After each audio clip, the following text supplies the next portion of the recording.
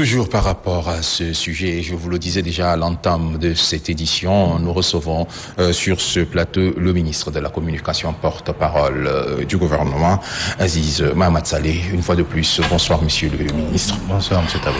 Le 20 octobre dernier, une manifestation non autorisée a mal tourné. Des cas de mort et des blessés ont été enregistrés. Votre commentaire? Merci beaucoup, M. Tabou, de l'occasion pour éclairer nos téléspectateurs sur ce qui s'est passé il y a 48 heures. Effectivement, ce 20 octobre, ce n'est pas des manifestations comme d'aucuns le pensent, mais c'est en réalité une insurrection. Une insurrection dans la mesure où c'est une action qui a été préméditée, qui a été préparée de longue date et pour laquelle le gouvernement avait alerté. Si vous avez souvenance, dès le 19, le gouvernement a fait un communiqué pour demander à ce que toutes les dispositions soient prises pour éviter à ce que les débordements n'arrivent. Malheureusement, ceci est arrivé et je crois que c'est l'occasion pour moi, en tant que porte-parole du gouvernement, une fois de plus, de réitérer les condoléances du gouvernement que le Premier ministre a déjà annoncé, le chef de l'État aussi, aux familles, parce que ce sont des morts de trop. Donc, nous allons analyser cette situation et bien évidemment prendre les mesures idoines. Et pourquoi avoir interdit cette manifestation? Vous savez, les manifestations, si vous regardez dans les pays d'Afrique centrale, il y a peu de pays qui autorisent les manifestations. Et la transition, dès le début, ça a été un des actes forts que d'autoriser des manifestations encadrées. Et depuis lors, il y a eu des dizaines de manifestations qui ont été organisées dans la paix et vraiment dans la quiétude. Les messages sont passés et c'est l'évolution de la démocratie. D'abord, celle-ci n'en était pas une.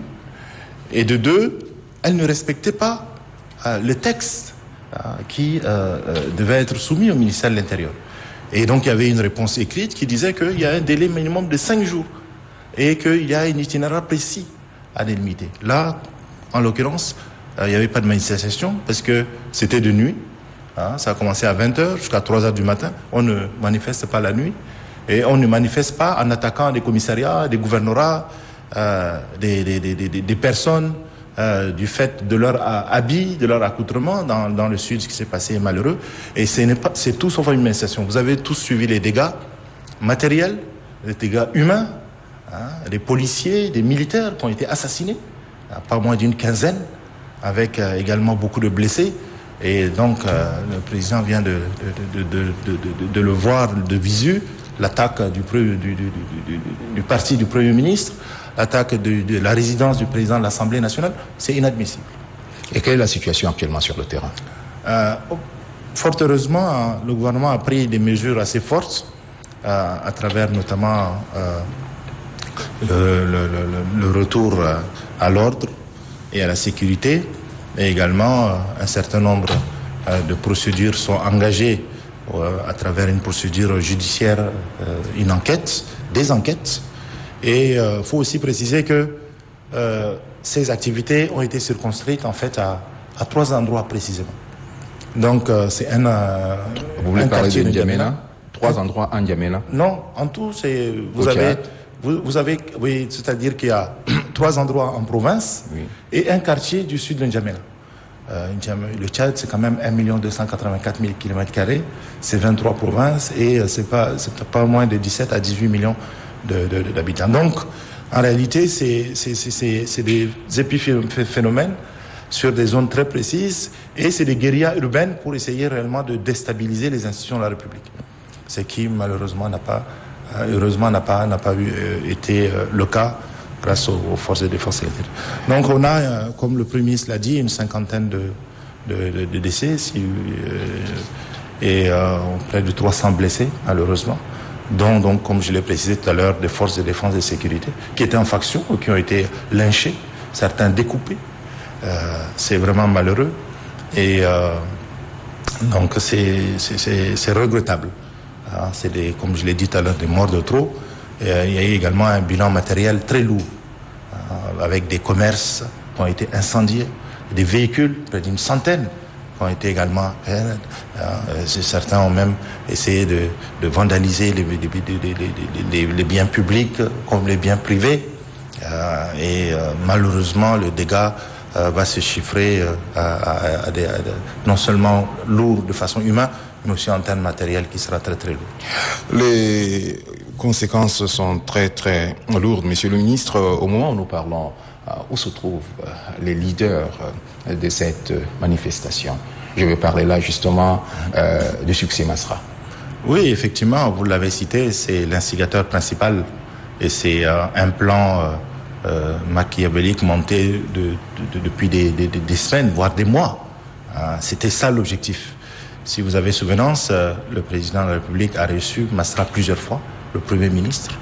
La main tendue a été faite et il y a même eu des médiateurs internationaux qui sont arrivés du Qatar pour demander, qu'est-ce qu'on peut faire pour que les Tchadiens se retrouvent, puisque ce dialogue, c'était ça l'objectif. Mais il avait un autre dessein, qui était de renverser par tous les moyens.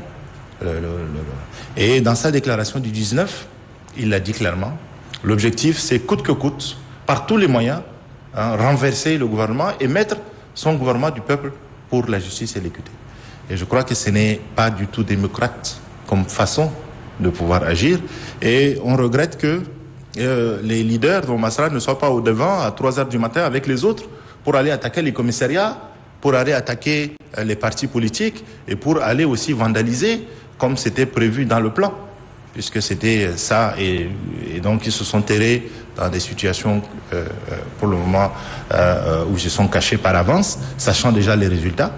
Mais bien évidemment, l'enquête va se poursuivre. Je ne voudrais pas déjà dévoiler les éléments, mais l'enquête se poursuivra pour non seulement retrouver tous les responsables, mais également les traduire devant les juridictions compétentes. Monsieur le ministre, un couvre-feu est instauré de 18h à 6h.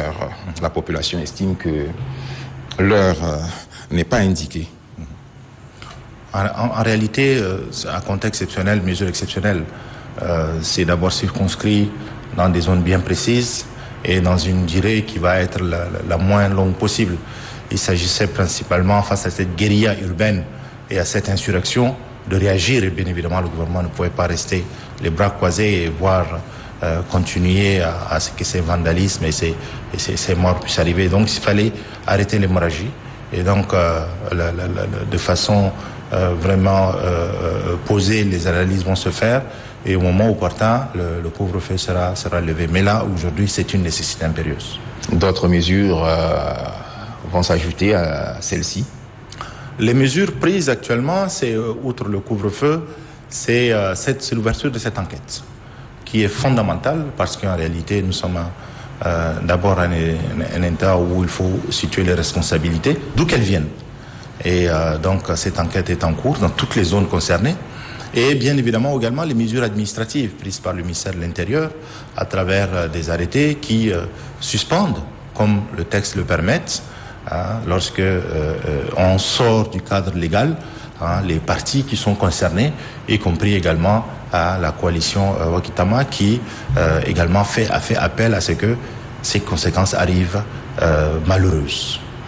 Nous avons vu le gouvernement à travers le ministre des Affaires étrangères et vous-même communiquer avec les diplomates accrédités au Tchad, donc la communauté internationale. Quelle est donc la réaction de la communauté internationale face à cette situation? Vous savez, les événements, c'est à peine il y a 48 heures et il faut que la situation soit analysée de façon vraiment froide et de façon la plus réaliste possible.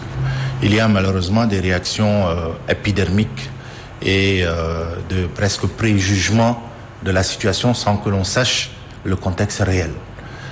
Donc je crois que le gouvernement est prêt à accueillir toutes les institutions qui veulent pour essayer de constater de visu ce qui s'est passé. Et c'était ça l'objectif du message du ministre des Affaires étrangères aux diplomates.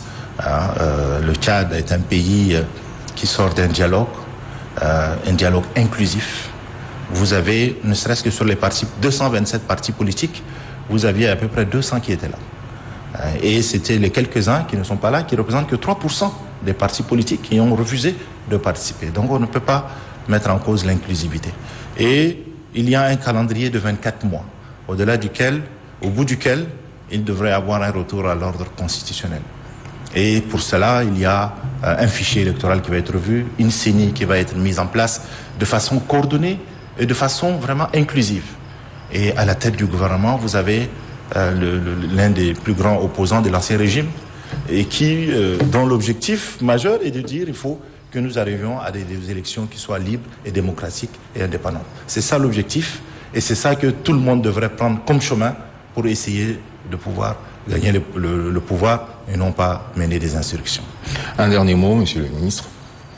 Le dernier mot, c'est vraiment par rapport à ce qui se passe un petit peu au niveau des messages de haine qui passent particulièrement sur les réseaux sociaux et également d'un certain nombre de partis. Dans cette période difficile, j'en appelle réellement au sens de responsabilité des uns et des autres. Et bien évidemment, le gouvernement est au taquet pour sanctionner toute déviance parce que nous ne voulons pas retourner aux événements de 79. Ce qui s'est passé particulièrement à Moundou est non seulement déplorable, mais condamnable. On ne peut pas, parce que vous êtes habillé en boubou, parce que vous avez un nom à consonance musulmane, être lynché et être attaqué par des groupuscules de personnes. C'est intolérable. Et je pense que le Tchad ne veut plus retourner à cette période sombre de son histoire et j'en appelle vraiment au sens civique de tout un chacun à la retenue pour permettre à ce que nous puissions repartir sur de bonnes bases et pour la refondation de notre pays. Merci, monsieur le ministre, d'avoir répondu à notre invitation. Merci pour ces éclaircissements. Je rappelle, nous avons reçu sur ce plateau comme invité du journal le ministre de la Communication, porte-parole du gouvernement, Aziz Mamad Saleh.